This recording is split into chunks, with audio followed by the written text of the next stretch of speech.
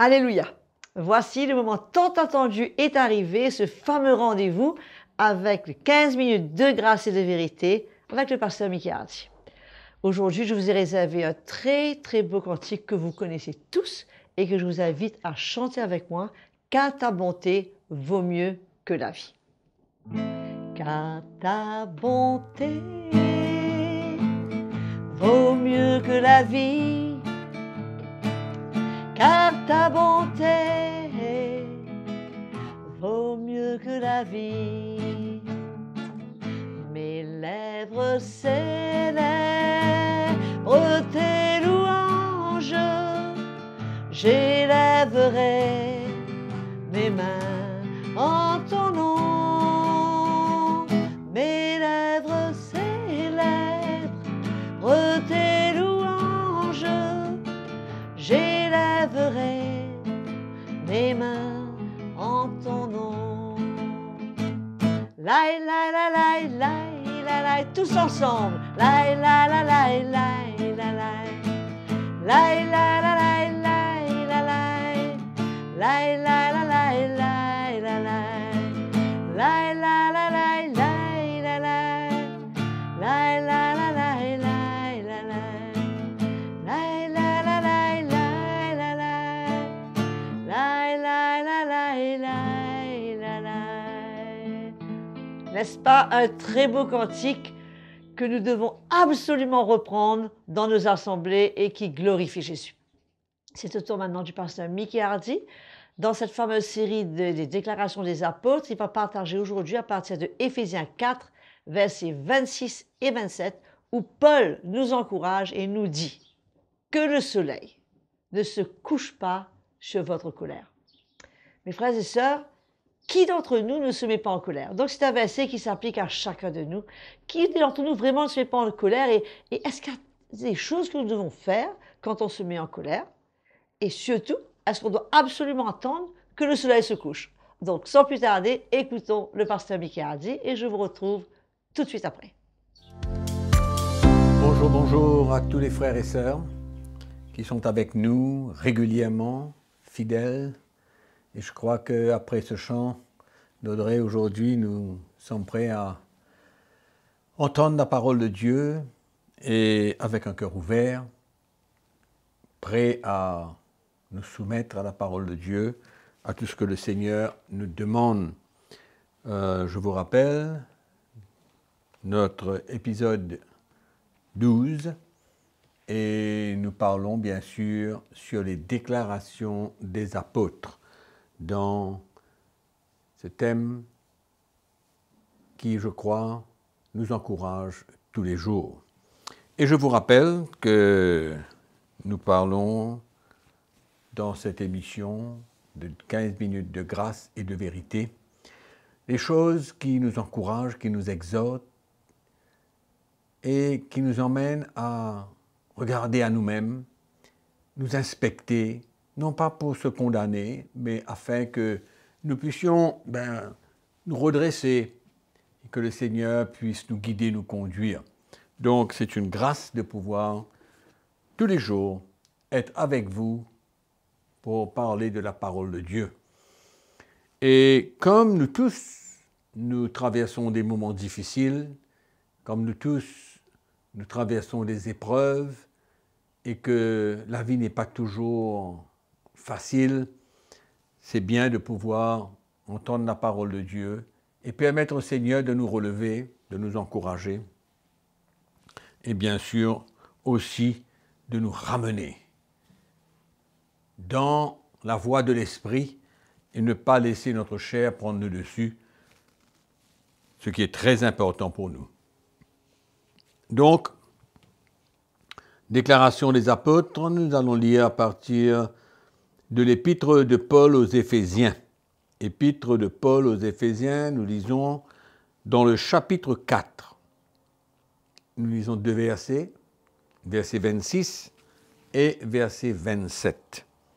Et nous lisons comme suit. Si vous vous mettez en colère, ne péchez point, que le soleil ne se couche pas sur votre colère, et ne donnez pas accès au diable. Alléluia. Voilà une petite parole très simple, mais qui souvent nous entraîne dans un piège. L'apôtre Paul dit, « Si vous vous mettez en colère, ne péchez point. » Donc, ce n'est pas un vrai problème de soudainement, au travers d'une situation, de se mettre en colère. Ce n'est pas grave, c'est comme la tentation qui vient, et tant que nous ne nous soumettons pas à la tentation, ben nous continuons notre marche avec le Seigneur. Donc quand on se met en colère, ben on doit maintenant réagir dans l'esprit et de ne pas permettre à ce que cette colère dure. Parce que si cette colère va durer, nous allons endurcir notre cœur. Nous allons avoir des mauvais sentiments envers quelqu'un. Parce que si on se met en colère, on se met en colère par rapport à quelqu'un d'autre. Que ce soit qu'il nous ait dit des choses qui ne nous plaisent pas, ou pour une situation, ou pour quelque chose qu'on a demandé de faire à quelqu'un d'autre et qu'il ne le fait pas, il ne prend pas sa responsabilité. Donc, il y a certaines réactions que nous pouvons avoir et nous sommes un coup en colère, mais il ne faut pas persévérer et laisser la chair prendre le dessus. C'est pourquoi l'apôtre Paul dit, quand vous vous mettez en colère, si vous vous mettez en colère, ne péchez point. Donc, il se peut que nous arrivons à gérer cette colère et marcher par l'esprit et ne pas nous laisser dominer. Parce que la colère, c'est l'œuvre de la chair. L'œuvre de la chair. Mais si nous nous ressaisissons et nous rétablissons l'ordre dans notre cœur, ben, nous allons terminer avec ce moment où nous avons pu, allons dire, nous laisser aller, mais le Seigneur qui voit nos cœurs, et quand nous nous redressons rapidement, ben, on ne entre pas dans une étape où cette colère prend le dessus, et puis on arrive à vraiment garder, allons dire, des réactions négatives vis-à-vis de quelqu'un. Et alors là, ben, il nous faut redresser notre cœur. Parce que Paul va un petit peu plus loin, et il vient dire que le soleil ne se couche pas sur votre colère. Qu'est-ce que cela veut dire? Ça veut dire qu'on doit maintenant régler cette situation afin que quand on va se mettre au lit, on va se coucher, cette colère qui a pu dégénérer d'une manière ou d'une autre, à avoir de l'animosité dans notre cœur, l'amertume vis-à-vis de quelqu'un, mais qu'on n'arrive pas à dormir dans cet état de cœur. C'est là d'où vient le problème. Il ne faut pas que quand le soleil se couche et qu'on aille au lit, cette colère qui s'est manifestée, qui s'est changée en amertume, en animosité, qu'importe quoi, ben, c'est là où Paul vient nous dire, n'allez pas dormir sans avoir mis votre cœur devant le Seigneur et permettre à l'Esprit du Seigneur de vous libérer de cette colère. C'est ça le point capital. On peut se mettre en colère, mais on se repent, on règle notre cœur, on marche désormais par l'Esprit, on prend cette situation dans l'Esprit et on ne garde pas quoi que ce soit de mauvais dans notre cœur vis-à-vis d'un frère, vis-à-vis d'une sœur, vis-à-vis de quelqu'un, vis-à-vis d'une situation, parce que cela va nous détruire nous-mêmes. C'est là le point. Qui va perdre? C'est nous-mêmes. C'est nous qui allons perdre, c'est nous qui allons sortir de là aigris ou amers, mais ce n'est pas le plan de Dieu pour nous. Et nous ne voudrons pas continuer dans cet état.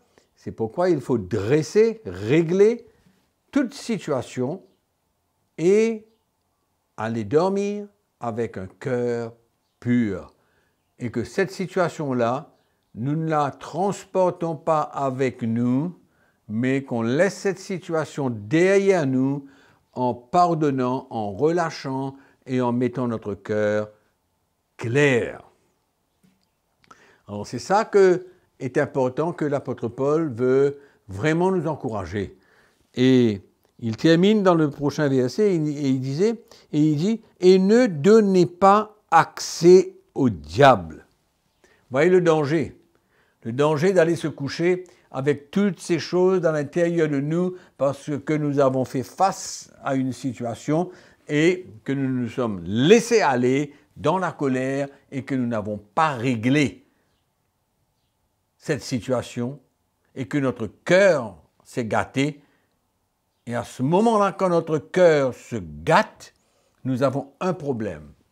Nous donnons accès au diable dans notre vie. Qui voudrait? Quel chrétien qui voulait donner accès au diable? Personne.